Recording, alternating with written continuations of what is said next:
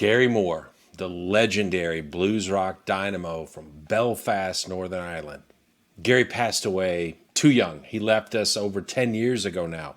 But he left guitar players who love hard rock and blues a wonderful, rich catalog to study, listen, enjoy, and learn from. In this video, I'm going to help you get some more into your playing by examining the heart-wrenching ballad Empty Rooms off the live album We Want More. So let's dig into that solo. We're going to take a look at the first 4 bars where we're playing over that D minor to the C triad with the D in the bass.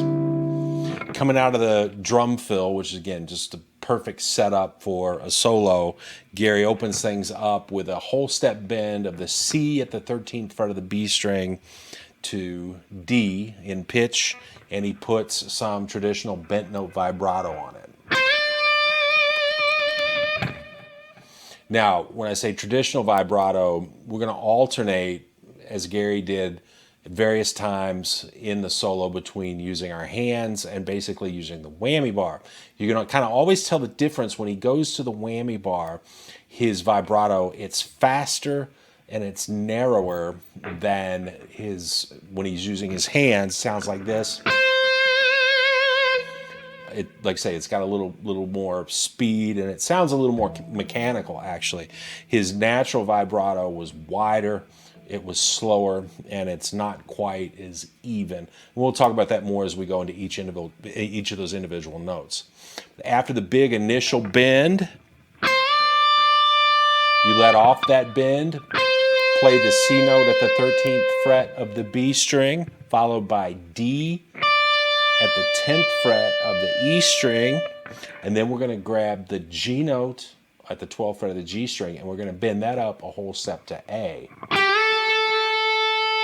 Now, interestingly enough, that note, Gary doesn't use any vibrato, even though it's a sustained note. And I find that interesting. On the live recording, it actually starts to feed back a little bit, which is very cool. That's one thing that's not going to happen with a modeler. But so far, we've got this.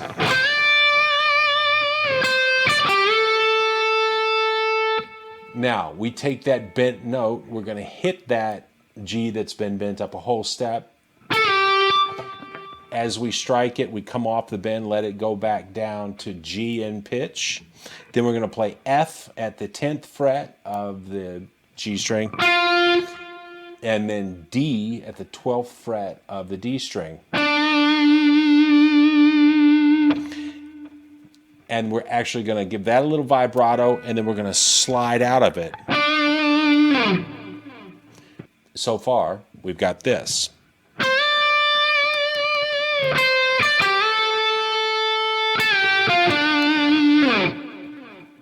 When he slides out of that D note at the 12th fret, it slides down to another part of the guitar, and we go down to sort of the 5th position. We're going to grab the C note at the 5th fret of the G string, followed by D at the 7th fret of the G string. We're going to play an A at the 7th fret of the D string, but we're going to sort of slide that down into G. And then we're going to play F at the 3rd fret of the D string. And then we're going to play D at the 5th fret of the A string. So, from the slide out of the D note at the 12th fret of the D string,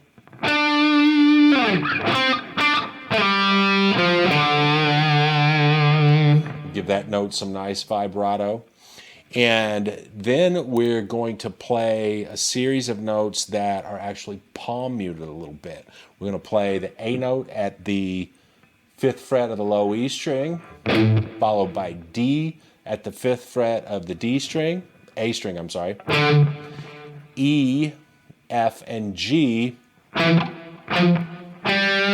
the 2nd, 3rd, and 5th frets of our D string. Once we hit that G, we're going to hit it again, and we're going to slide into the A at the 7th fret of the D string. And we're not going to palm mute that because we want that note to ring out. So that series of notes sounds like this. Now that A, as he's ringing out, that's the first note that I hear in the solo that he employs the whammy bar, and you get this sort of effect. And again, it's a little flutter. It's not nearly as wide as his natural vibrato, and it's faster. And then we're going to bend that A up half a step to B flat and quickly let off it, and then go to the G note at the 5th fret of our D string. And once again, he employs the whammy bar for vibrato. Now that kind of ends those 2 bars over the B flat chord, B flat to the C triad with a B flat in the bass, and we go back to D minor for 2 measures. Now we want to go for as much accuracy in the solo and get as many of the little nuances of Gary's playing as we can, so that last note over the B flat, he plays a G note at the D string and employs that whammy bar. And then there's a little upward slide out of it, and you just kind of hear the string noise. So after the slide out of that G note, we're going to drop down and we're going to play frets 3, 2, and 3 on the D string. So that's F, E, F. Then we're going to play E, F, G at frets 2, 3, and 5. Now, I've watched a lot of live videos of Gary play this tune, and when he plays it, he uses his first finger on the 2nd fret, the E note on the D string. He uses his middle finger on the F note, and he slides into that G with that middle finger.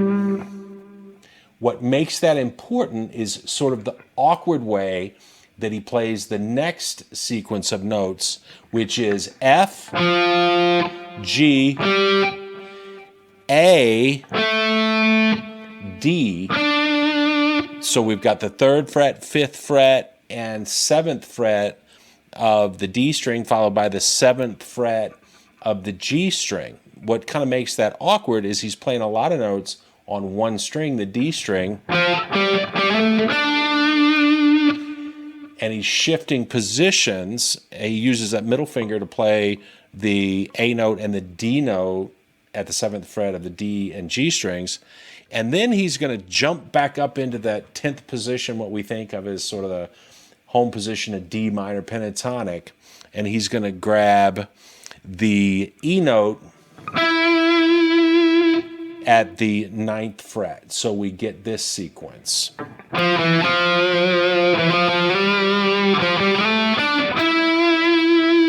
Then we're going to play, once we've played that E note at the 9th fret, we play F at the 10th fret. Then we play a little hammer-on thing from E to F back to E, hammer-on pull-up. We play our D note at the 12th fret of the D string. Then we play E again at the 9th fret of the G string. And then we play F at the 10th fret of our G string. Put it all together, starting from that sequence on the D string, we've got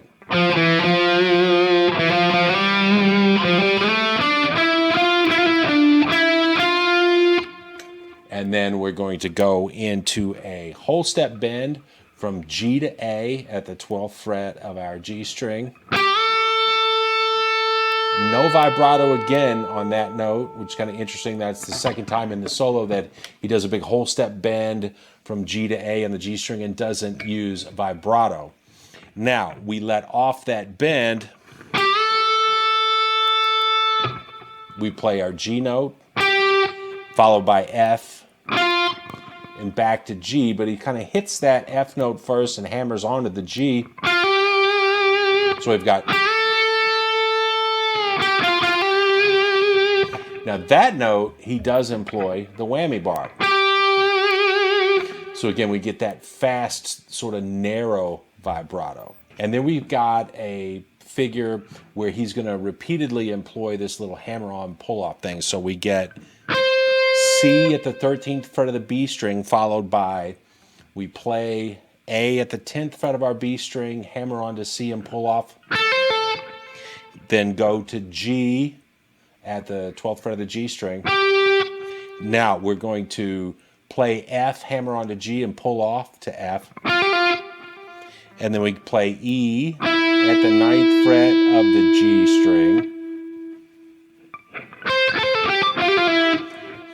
That's going to be followed by D, and then we play our E again, F, so that's the 12th fret of the D string, 9th fret of the G string, 10th fret of the G string. Now we're going to jump up to the E note at the 12th fret of the E string,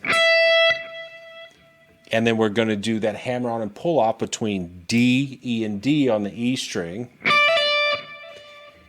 And then we're going to bend up the C note at the 13th fret of our B string to match that D note we just played. So that whole sequence we've got.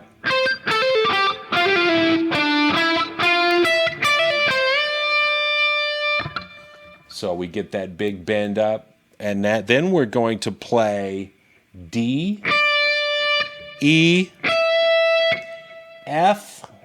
So we're at 10, 12, and 13 on our E string. And then he employs another really cool phrasing technique where he's going to do a pretty pronounced slide into the D note at the 15th fret of the B string.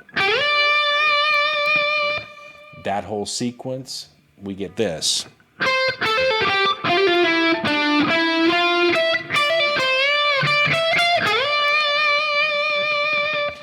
Very cool sequence. And again, to me, it sounds like it was inspired by sort of Cream era Eric Clapton. And then we're going to play E, F, and then we're going to do a whole step bend of the G note at the 15th fret of our E string up to A. And at that point in the composition, it's gone back to the B flat. So he's actually accentuating that major 7. Now, I was just talking about how he was playing some things that to me sounded like it was inspired by Clapton. Well, he then, once we bent that G up to A, he re-articulates and he bends it up a step and a half to B flat. So we get this. And then he lets off it. And that's all done with natural vibrato. So we put that whole thing together and we get this very cool bluesy phrase.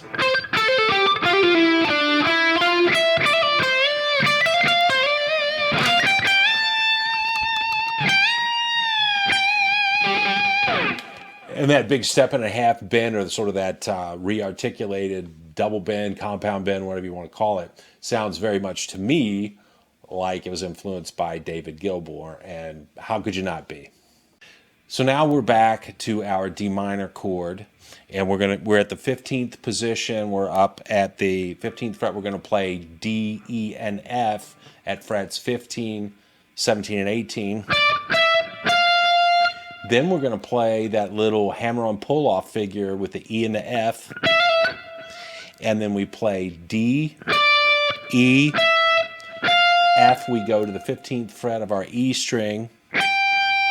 We go to the 17th fret of the E string, play an A note, and then we go all the way up to the 20th fret, grab a C note, and we're going to bend that up a whole step.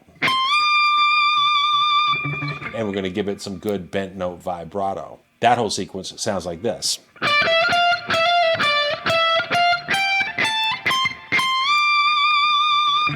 And we're going to articulate that bend 3 times. The 4th time, we're going to hit it and we're going to bend, let the bend go. So we get. So after that sequence of those awesome whole step bends,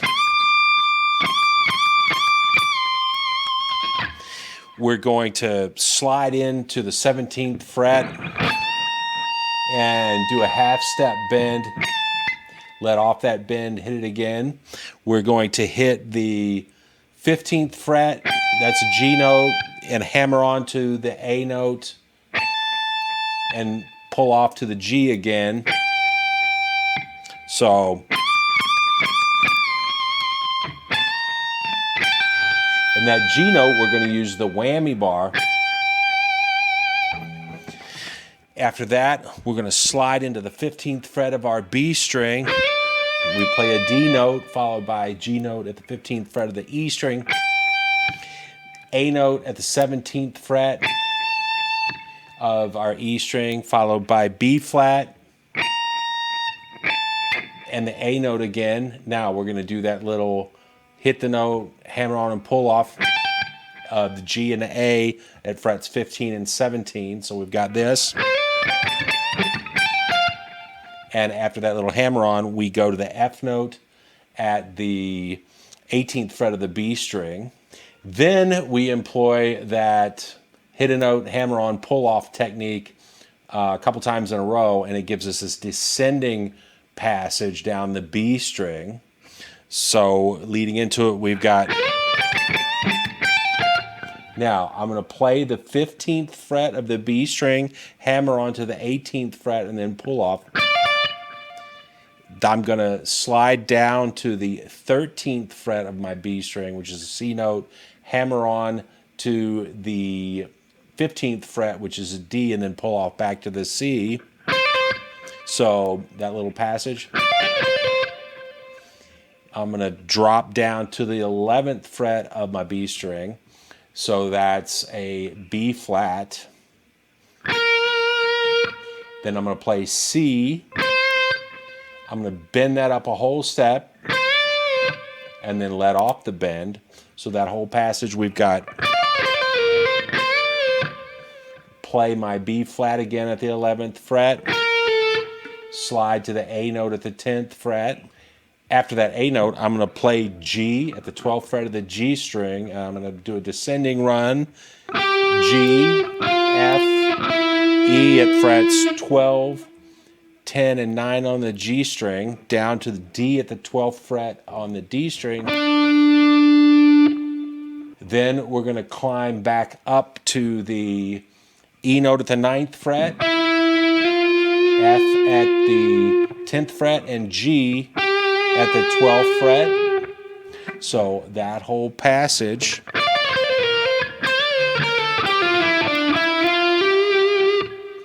Now, I'm going to play the A note at the 10th fret of my B string. I'm going to hammer on to the C note at the 13th fret and pull off to that A note again. And I'm going to employ that whammy bar vibrato. From there, I'm going to play A and D at the 10th frets of my B and E string, F at the 13th fret of the E string, and E at the 12th fret of my E string. Now I make a little shift up with my index finger, and once again, we're going to employ the whammy bar. And again, it's very fast and sort of narrow.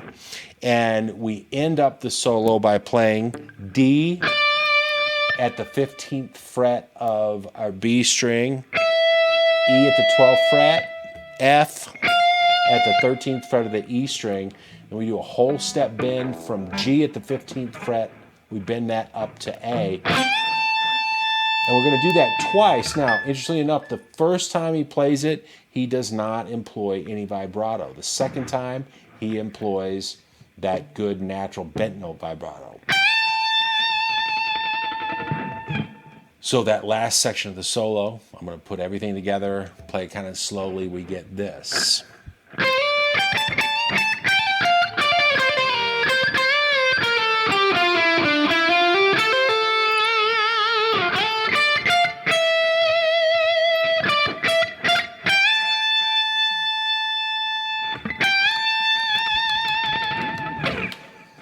And then it goes back into the chorus.